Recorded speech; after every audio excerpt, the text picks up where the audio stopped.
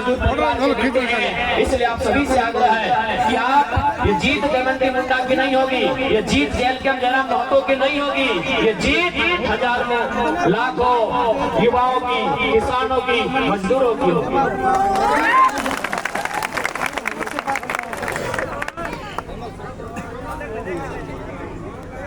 इसलिए आज आप सबसे आग्रह करेंगे कि इस बार मुद्दों के लिए वोट करें और जेलकम पार्टी चूंकि नई पार्टी है, हम लोग अगर सरकार बनाने की स्थिति में आते हैं तो सबसे पहले झारखंड में एक स्थानीय नीति बनाई जाएगी। 1932 का खतियान हो, अपने 1964 का खतियान हो, सर्वे सेटलमेंट का आधार हो, उसके आधार पर सबसे पहले हम स्थानीय नीति बनाएंगे। और जहाँ तक तमाड़ का प्रश्न है, हम लोग 5 परगना की धरती में एक नया जिला, बुंडू को जिला और तमाड़ को अनुमंडल बनाएंगे।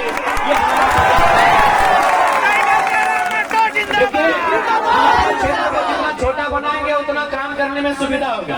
देखिए हमारा घर बड़ा होता है, अगर उस घर में झाड़ू लगाना होता है तो दिक्कत होता है, अगर घर छोटा हो जाता है तो झाड़ू लगाने में सुविधा होता है। इसलिए हम लोग और बुंडू को अगर जिला के रूप में लेके आएंगे तो जिला रांची बहुत बड़ा होता है। उधर लोहरदगा के आसपास पड़ता है, इधर रामगढ़, उधर हजारीबाग के आसपास चला जाता है, इधर गुमला तक चला जाता है, इधर सरायकला तक चला जाता है, खुट्टी तक चला जाता है। तो बिल्कुल अगर जेलकम की पार्टी सत्ता में आती है तो बुंडू को 5 परगना से मिलाकर एक सुंदर तरीके से नया जिला बनाया जाएगा और तमाम के रूप में परिभाषित किया जाएगा। अगर यहाँ से रांची जाना हो तो बड़ी मुश्किल से हम लोग 2 दिन से तैयारी करते हैं तब रांची जा पाते हैं। इसलिए झारखंड राज्य सुविधा के लिए बना है और हम लोग उस सुविधा को ध्यान रखते हुए नया जिला हो, नया प्रखंड हो, उस पर बिल्कुल हम लोग प्रस्ताव लेके आएंगे। क्योंकि इस बार का विधानसभा चुनाव बदलाव के लिए होने जा रहा है, इसलिए आप सभी को, आप तमाम जनता को बदलाव के लिए तैयार रहना होगा। और एक बार याद रखिएगा, विशेषकर दीदी लोग, अभी वर्तमान में सरकार मैया सम्मान योजना लेके आई है।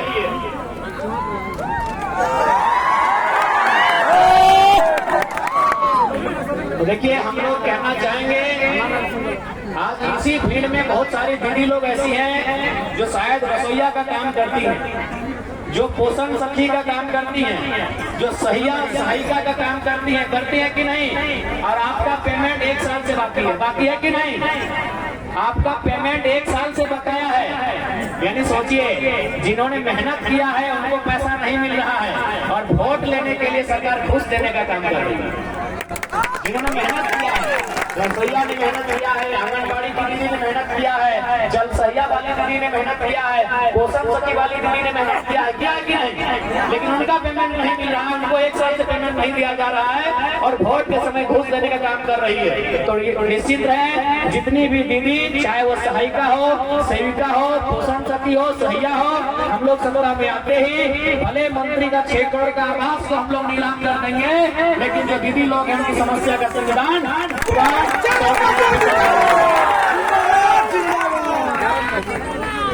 अभी। और उसके बाद अगर मैया सम्मान सही में अगर सम्मान की योजना है तो मुख्यमंत्री हेमंत सोरेन जी से हम कहना चाहेंगे कि आप एक काम कीजिए, कल्पना सोरेन जी जो उनकी पत्नी है, उन्हें विधायक का चुनाव नहीं लड़ाइए, उनको भी 1000 रुपया महीना दीजिए, हम लोग मानेंगे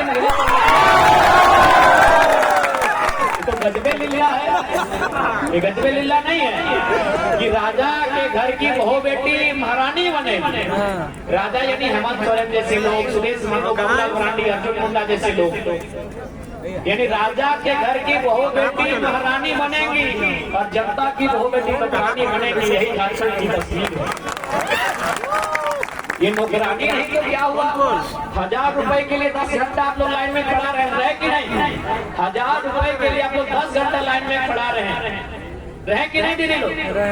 आप बताइए, उसे न साग सब्जी होगा, न दवा दारू होगा, न राशन का सामान होगा और न ही आपके श्रृंगार का सामान होगा।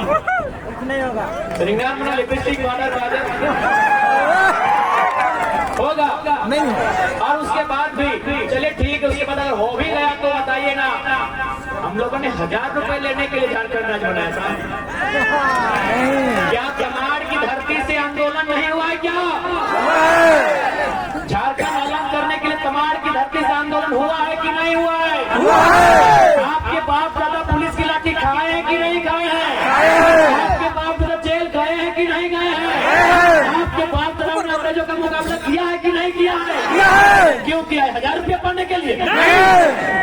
बनने के लिए नहीं ना। सरकार को बता दीजिए कि 1000 रुपया अपनी पत्नी को दे दीजिए, 1000 रुपया अपनी भाभी को दे दीजिए। मैया सम्मान अपने घर में दीजिए।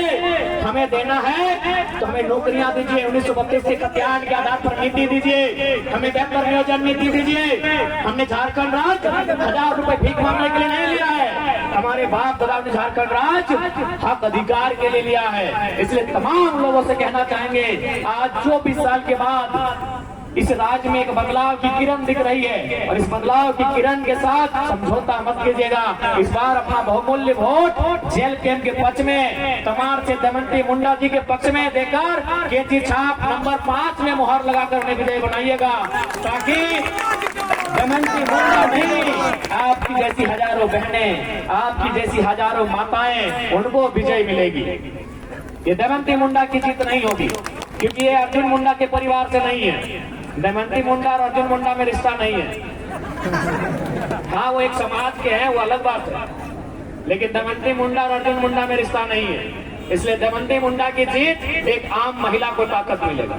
इसी भीड़ में से कोई बहन बैठी है तो कल को बोल सकती है कि दमयंती मुंडा अगर विधायक बन सकती है तो हम भी बन सकते हैं।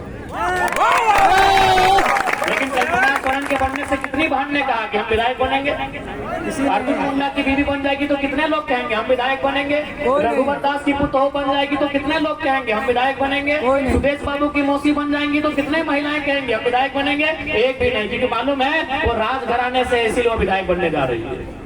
वो राजघराने से इसलिए उनको टिकट मिलता है। इसलिए आज अगर आम गांव के बारे में आपको सोचना है, अगर गांव की आम महिला के बारे में आप सोचते हैं, तो दमयंती मुंडा उसका एक प्रमाण है, उसका एक उदाहरण है। इन्हें भारी से भारी मतों से विजय बनाए, और केवल ये जीत इनकी नहीं होगी, जीत झारखंडियत की होगी, जीत कत्यान की होगी, जीत हक अधिकार की होगी, जीत झारखंड के पहचान की होगी।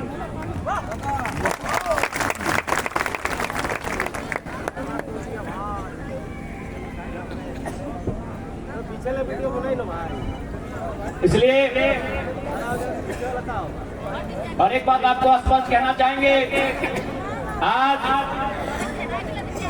किसी भी प्रकार से लोभ लालच में नहीं, डर और भय से नहीं, अपनी इच्छा से आपको वोट करना है। मैं आपको एक छोटी सी कहानी सुनाऊंगा, क्योंकि वोट के समय ऐसा होता है। एक बुजुर्ग आदमी थे, उनके पास एक नेताजी आए और उस नेता ने कहा कि बाबा आप मुझे अपना वोट दीजिए, बदले में मैं आपको कुछ रुपए दूंगा, कुछ पैसा दूंगा वोट के बदले। तो बाबा जी ने कहा कि देखो बाबू, हम पैसा तो नहीं लेंगे, इस पैसे से तुम मुझे एक बैल खरीद के ला के दो, खेती बाड़ी का दिन है। वो नेता मार्केट में चला गया, 5000 रुपए दे रहे थे बाबा जी को। वो मार्केट में चला गया, मार्केट में जाने के बाद बैल खोजा तो बैल कहीं नहीं मिला, 5000 में बैल नहीं मिलता है। वो शाम को वापस आ गया, बोला बाबा बैल तो नहीं मिला। तो फिर बाबा जी ने कहा कि बेटा एक काम करो, तुम जाओ इससे का पटरू, छगरी, खसी पटरू कुछ लेके आओ। वो फिर मार्केट में गया तो 5000 रुपए में खसी पठा भी नहीं मिला। फिर शाम को आया, बोला बाबा इस पैसा से तो खसी पठा भी नहीं मिला। बोला बेटा एक काम करो, हम बूढ़ा आदमी है, मेरा बेटा लोग बाहर में रहता है, तो जाओ कम से कम वो कुत्ता खरीद के ला दो, दरवाजा में रखेंगे। वो नेता फिर से गए, नेताजी गए मार्केट घूमे, उस रुपए में उनको कुत्ता भी नहीं मिला। वो फिर वापस आए, बोला बाबा इस रुपया से कुत्ता भी नहीं मिला। तब बूढ़े ने कहा कि नेताजी जिस पैसे से आप बैल नहीं खरीद पाए, जिस पैसे से आप बकरा नहीं, बकरी नहीं खरीद पाए, जिस पैसे से आप कुत्ता बिल्ली नहीं खरीद पाए,